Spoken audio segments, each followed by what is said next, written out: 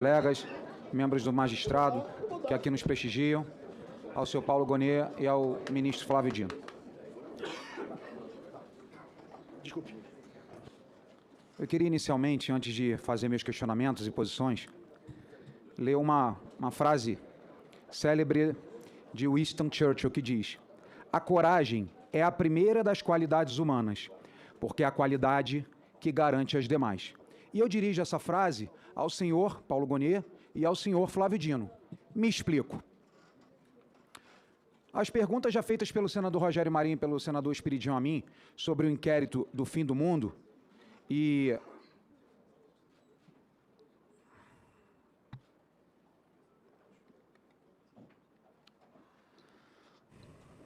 Obrigado, senhor presidente. Por gentileza. Vou retomar o tempo de Vossa Muito Excelência. obrigado.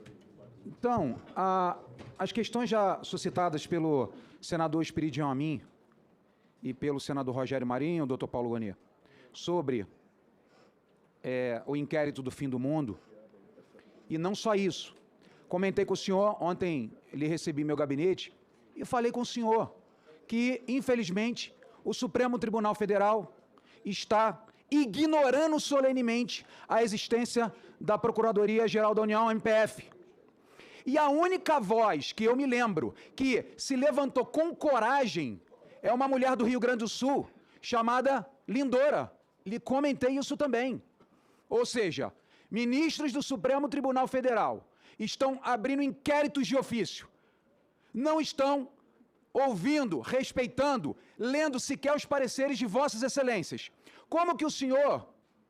se posicionou perante o senador Espiridião a mim, dizendo que não pode se posicionar agora, porque não tem profundo conhecimento e que tem que esperar ser sabatinado. Sinceramente, isso não demonstra da sua parte. E o que eu lhe pedi ontem, o que eu lhe pedi é que o senhor tenha coragem para erguer o Ministério Público Federal, que hoje, infelizmente, é ignorado.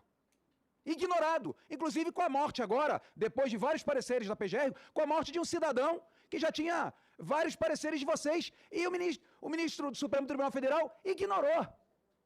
Não só o Clezão que faleceu, doutor Paulo Gonet, e quantas outras coisas. Abrir inquérito de ofício, a justiça devia ser passiva, e hoje é uma justiça ativa. E se o senhor não tiver um comprometimento aqui, claro, posicionado, de que o senhor vai defender a instituição, não tenho nada contra nenhum ministro do Supremo Tribunal Federal, mas tem que ser claro em defesa do Ministério Público Federal. Aí eu vou voltar com a minha palavra do que eu me comprometi com o senhor, porque as suas posições conservadoras me agradam muito, apesar que existe uma mácula na sua história, que é a condenação injusta do presidente Bolsonaro por ter falado mal de urna eletrônica.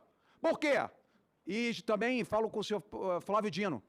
O ministro Flávio Dino, por 3, 4, 5, vários anos diferentes, criticou a urna eletrônica. Está aqui hoje sendo sabatinado para ser um possível ministro do Supremo Tribunal Federal. Leonel Brizola, Ciro Gomes e tantas outras autoridades de direita e de esquerda já falaram das suas dúvidas, dos seus medos, dos seus temores sobre urna eletrônica. E por que Bolsonaro, que não tem um crime nas costas, nada, foi condenado inelegível? Isso para mim é ditadura pura do TSE e do Supremo Tribunal Federal. Então eu preciso do senhor um comprometimento, sim, que precisa, não é guerrear, mas se posicionar frente ao Ministério Público, o Supremo Tribunal Federal, que desrespeita a instituição o qual o senhor é carreirista. Faço algumas perguntas para o senhor. Aqui só algumas, ministro Flávio Dino. Leonel Brizola, o senhor, né? Leonel Brizola, Carlos Lupe, Ciro Gomes, Simone Tebet, João Amoedo, Roberto Requião e Jair Bolsonaro, presidente da Alcolumbre. Já criticaram a urna eletrônica, inclusive alguns vídeos do ministro Flávio Dino, atribuindo à urna eletrônica a sua derrota lá no Maranhão. Ele não está inelegível, foi eleito agora senador, está aqui sentado sendo sabatinado. Por que Bolsonaro? Então nós não temos hoje um tribunal perseguidor? Qual é a garantia que eu tenho que o ministro Flávio Dino, que sabe que eu sou oposição à candidatura dele, e não é nada quando ele nunca me fez nada? Nunca! Eu acho que sequer nos cumprimentamos aqui. O problema é que os posicionamentos que ele fez ao longo de sua trajetória de ministro da Justiça, e as falas dele contra que bolsonarista é pior do que não sei o quê, que é bandido, que é não sei o quê, que quem é caque, não sei o quê, é vagabundo, é terrível, é perseguição. E aí a gente imaginar que depois que o cara bota uma capa preta, ele vira um anjo protetor da Constituição, por favor.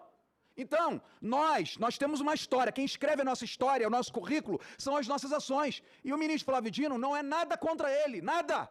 Simplesmente o povo, senhor Flávio Dino, tem medo. Medo de realmente das declarações que o senhor teve, das perseguições. Outra coisa que eu pergunto para o senhor conhece de lei muito mais do que eu, o senhor foi juiz. Eu não vou questionar aqui o teu conhecimento jurídico, nunca, não sou louco, porque o senhor foi juiz 8 anos, foi concursado, se eu não me engano foi em primeiro lugar, parabéns. Agora, no Código Penal, de processo penal, que eu conheço pouco, o senhor tem que conhecer mais do que eu, no artigo 301 diz, qualquer um da lei, inclusive forças policiais, presenciando, testemunhando crime, uma ação contra a lei, pode utilizar a sua prerrogativa de cidadão para prender.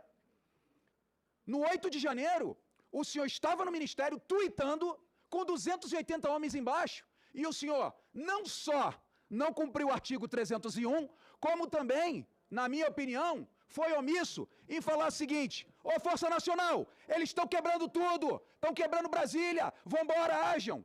E agora falar, não, eu sou da lei, eu estava ali somente, eles estavam ali para proteger o Ministério da Justiça. Isso é conversa fiada, ministro, me perdoa.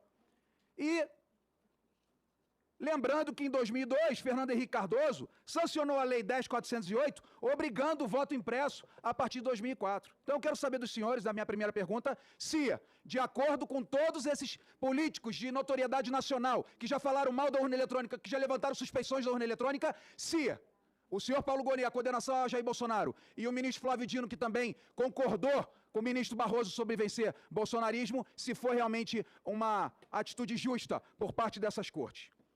Ministro Flávio Dino, liberdade de expressão.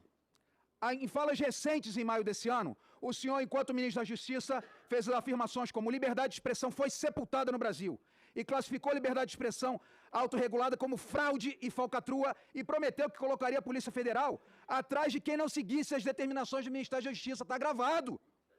Como o juiz indicado do Supremo deveria saber e respeitar que a Constituição diz no seu artigo 220, manifestação de pensamento, criação, expressão, informação, processo ou veículo não sofrerão qualquer restrição, observado o disposto nessa Constituição. Aí eu tenho duas alternativas, senhor Flávio Dino. Ou o senhor, isso aqui é questionável, né? Ou o senhor não tem notório saber jurídico porque ignora o artigo 220 e o artigo 5º em diversas cláusulas da Constituição Federal, ou o senhor ignora o papel do Legislativo, atropelando as atribuições de ministro no desejo de criar leis restritivas, o que não é aceitável ao ministro do Supremo Tribunal Federal. Essa é uma segunda pergunta. Ministro Flávio Dino.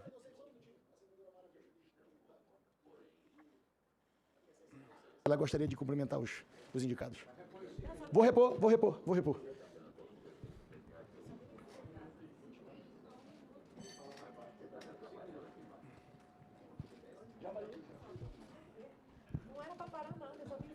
É por educação. É por educação.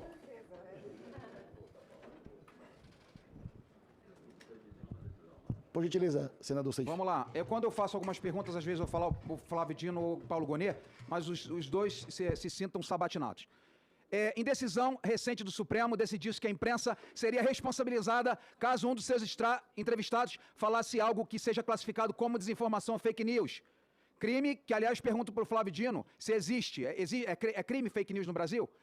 Qual é a opinião sobre mais essa decisão do Supremo Tribunal Federal? Por último, senhor Flávio Dino, em setembro do presente ano, o advogado-geral da União, senhor Jorge Messias, foi ao antigo Twitter, X, né, declarar que estava determinando a Procuradoria Nacional de Defesa da Democracia, nome bonito que eu chamo de Ministério da Verdade do Governo Federal, a instalação de um procedimento investigatório contra o jornalista Alexandre Garcia, que é uma lenda, que é uma biblioteca, que é um acervo ético do jornalismo brasileiro, porque ele disseminou fake news. Em seguida, o senhor, Flávio Dino, usou também suas redes para dizer que a Polícia Federal já estava ciente dos fatos e adotaria e providenciaria providências contra o jornalista. O que é isso aqui? Isso a gente já está vivendo na Venezuela? Isso não é uma atitude ditatorial, na sua opinião? A minha pergunta é, qual o dispositivo constitucional que o AGU e o senhor, ou do Código de Processo Penal, estão se baseando para abrir um crime contra o Alexandre Garcia? Então, tem aqui mais algumas perguntas e peço vênia para o presidente, porque fui interrompido algumas vezes. O senhor considera válido o debate acerca de transformar os votos do ministro do Supremo Tribunal Federal em votos secretos, senhor Flávio Dino? Outra, a Lava Jato foi uma investigação profunda sobre os esquemas de corrupção do Brasil, um dos maiores do mundo, inclusive com acordos de leniência, delações premiadas que devolveram bilhões de reais aos cofres públicos. No dia 6/9, ministro Toffoli anulou provas contra o presidente Lula e Odebrecht. Qual a sua posição, visto que o presidente Lula foi condenado por unanimidade em 3 instâncias, com ações do Judiciário e do Ministério Público Federal, em colaboração e sintonia? Outra coisa, senhor Flávio Dino, o senhor foi delatado na planilha do Odebrecht como sobrenome Cuba. Isso não confronta com a reputação ilibada do senhor? Estou terminando, senhor presidente. Em 19/4, um ato da Secretaria de Segurança Pública do Estado do Maranhão, subordinado ao então governador Flávio Dino, expediu ordem para a PM fazer levantamento e monitoramento de opositores de seu governo. Pergunto, isso é republicano? Não posso concluir que o senhor é perseguidor de seus oponentes? Eu, enquanto opositor aberto ao senhor e da sua indicação ao Supremo, será que não serei perseguido pelo senhor? Por fim, é a última pergunta, senhor presidente. Dia 12/7, o ministro do Supremo, em evento da UNE, disse ao seu lado: nós derrotamos o bolsonarismo, sob aceno positivo da sua cabeça, além de aplausos efusivos. O presidente desse congresso, Rodrigo Pacheco, silêncio por gentileza. O presidente do Senado, Rodrigo Pacheco, pediu a retratação do ministro Barroso, que, segundo Pacheco, fez uma fala política em um evento político que violou o artigo do impeachment. Qual é a opinião do senhor? O ministro Barroso violou com as falas do Pacheco? E qual a sua opinião sobre isso? Muito obrigado. Com a palavra o doutor Paulo Gonet. Obrigado, senhor presidente. Obrigado pela pergunta. Eu acho que nós devemos definir algumas coisas para que o diálogo flua de modo mais proveitoso para a formação de opinião de de todos vossas excelências aqui presentes, e também do público que está nos assistindo. Vossa Excelência falou em coragem, né? Coragem é uma palavra que se aplica a várias situações. Nós temos a coragem do pugilista, nós temos a coragem da pessoa que pula de paraquedas, nós temos a coragem da pessoa que pula de um precipício para morrer. E temos a coragem do procurador da República, ideado pelo Constituinte.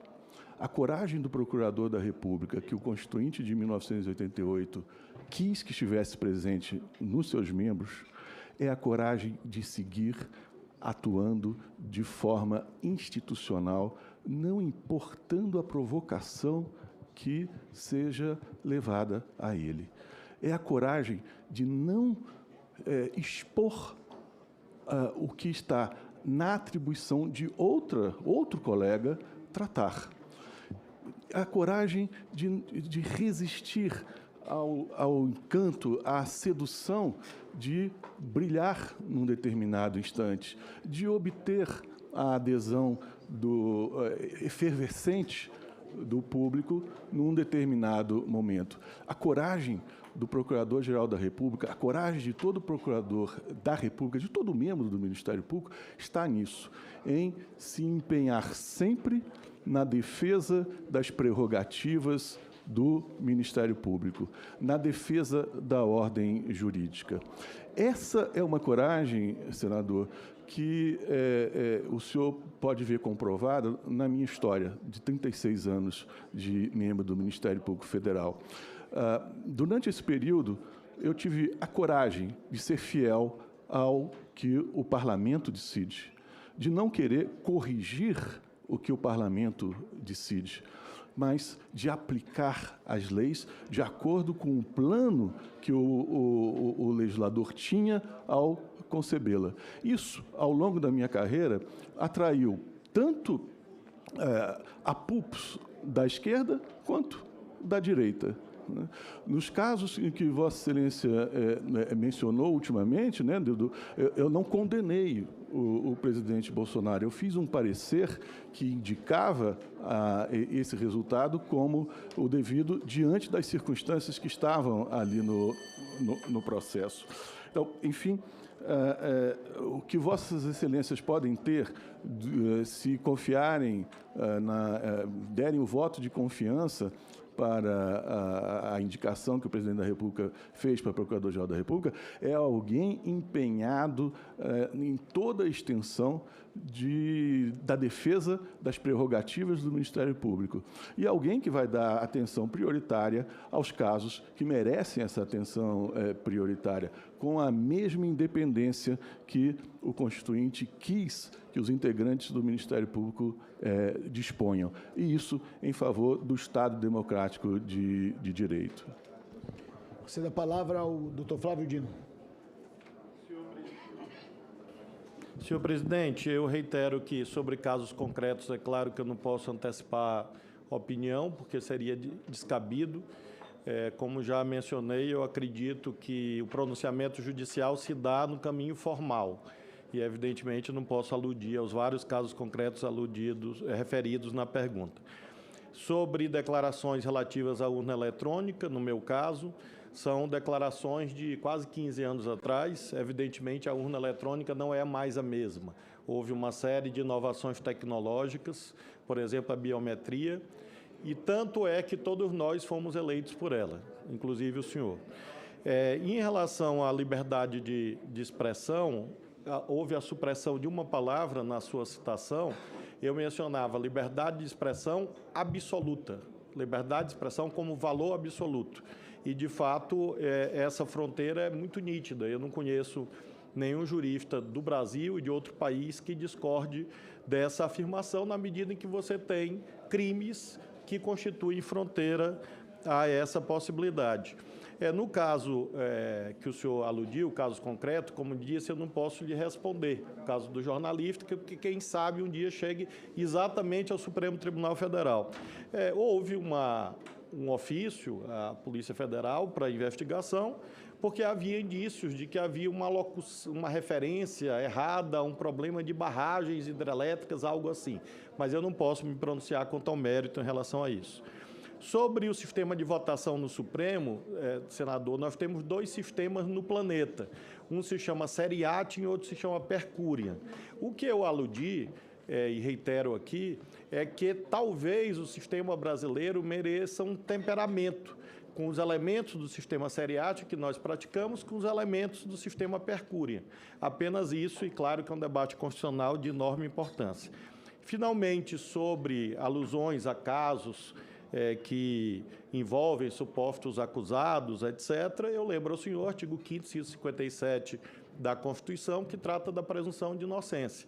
Então, de fato, não existe, nem em relação ao presidente da República, nem em relação ao senhor, nem em relação a mim, nem a ninguém, possibilidade de inverter a presunção. Então, antes do trânsito de julgado, não há ninguém condenado. Por isso, tecnicamente, não é correto falar em condenação na medida em que ela não transitou julgado. Assim como, tecnicamente, não é possível falar em culpa porque ela não transitou julgado e prevalece aquilo que eu aludi bem no começo, que é a presunção de inocência. Isso vale para todos os cidadãos brasileiros e está plasmado na Constituição. E, finalmente, mesmo, porque foram muitas as questões, eu tentei aqui colocar uma certa congruência em relação aos questionamentos. Em relação a esse ato de 2016 da PM do Maranhão, o ato não foi meu, e isso foi julgado tanto pelo TRE como pelo TSE, e eu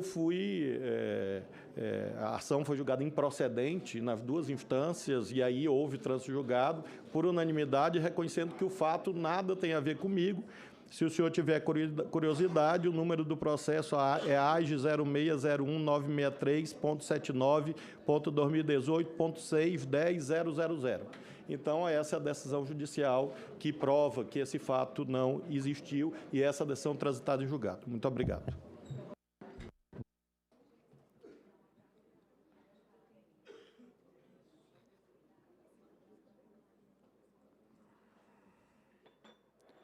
Ministro Flávio Dino.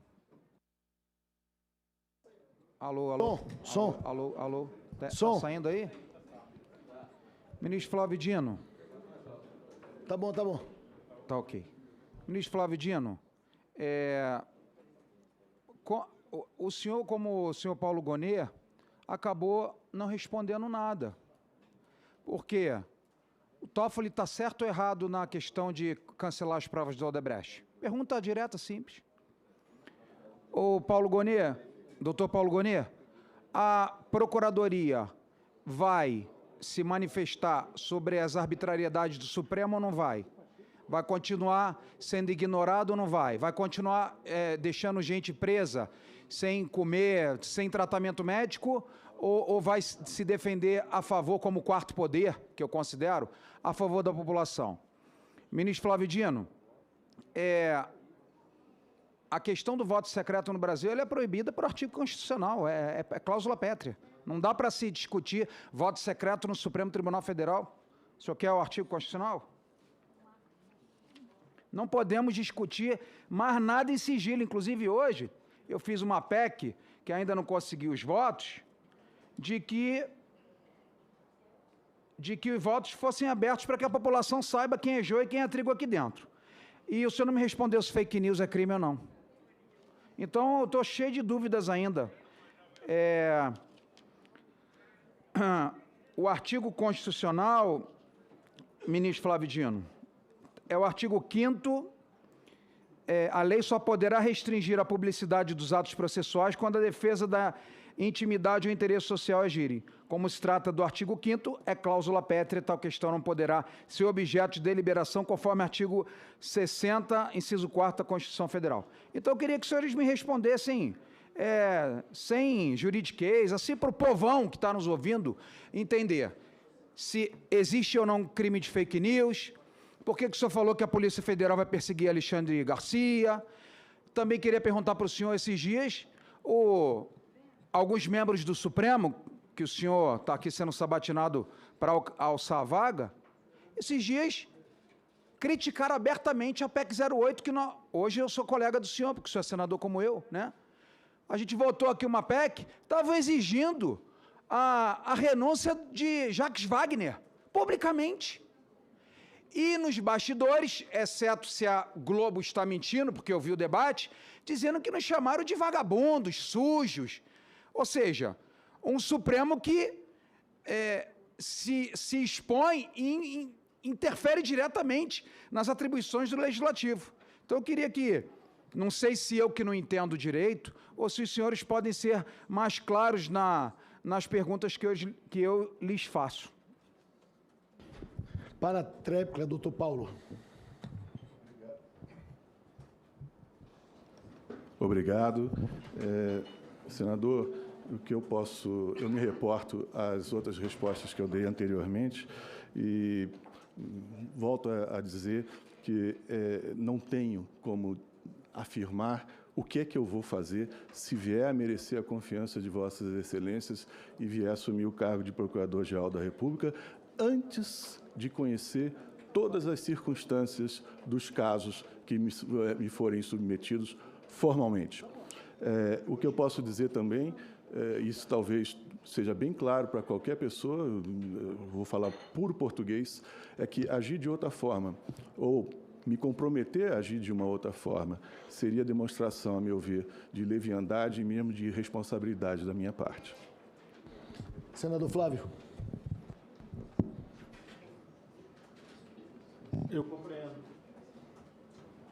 Eu compreendo, senador, a sua ansiedade e eu, se fosse há um mês atrás, eu teria o maior prazer de travar um debate político com Vossa Excelência.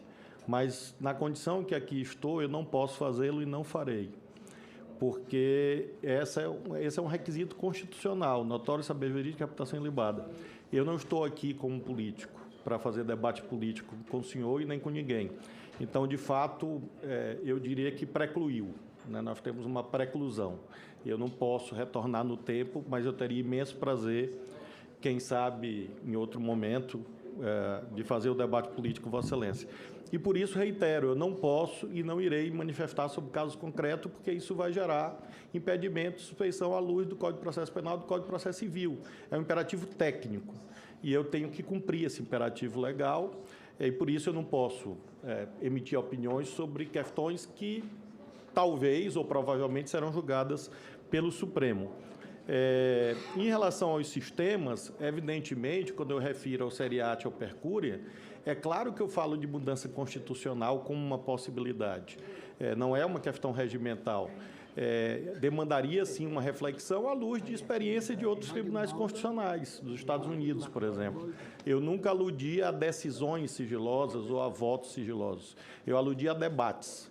E isso é uma possibilidade que outros tribunais constitucionais do mundo fazem, mas esse não é assunto que o Supremo vai decidir, e sim, eventualmente, já que há esse debate sobre emendas constitucionais, quem sabe um debate sobre essa alteração do sistema seriado para o sistema pela Corte, sistema coletivo de emissão de decisões, quem sabe seja um tema relevante a ser aqui tratado. Sobre todas as demais questões, como disse, o caso do senhor Alexandre Garcia está judicializado. Houve uma ação e creio que há uma investigação. Então, eu não posso realmente, na condição que eu estou aqui, emitir uma opinião, apenas digo ao senhor que, em tese, claro que não existe um crime fake news na legislação penal, mas a fake news pode caracterizar crime. E, no mais das vezes, caracteriza. Porque uma fake news pode ser ameaça, uma fake news pode ser calúnia, pode ser injúria, pode ser difamação, pode ser violação aos direitos políticos das mulheres, ou seja, eu poderia aqui citar, pode ser associação criminosa, então eu poderia citar aqui ao senhor pelo menos os 20 tipos penais diferentes que estão íncitos à prática das fake news. Nesse caso concreto, eu não posso dizer a minha opinião, mas, em tese, afirmo ao senhor que a prática da fake news, além de ser imoral, abjeta, sim, pode configurar crimes, vários crimes.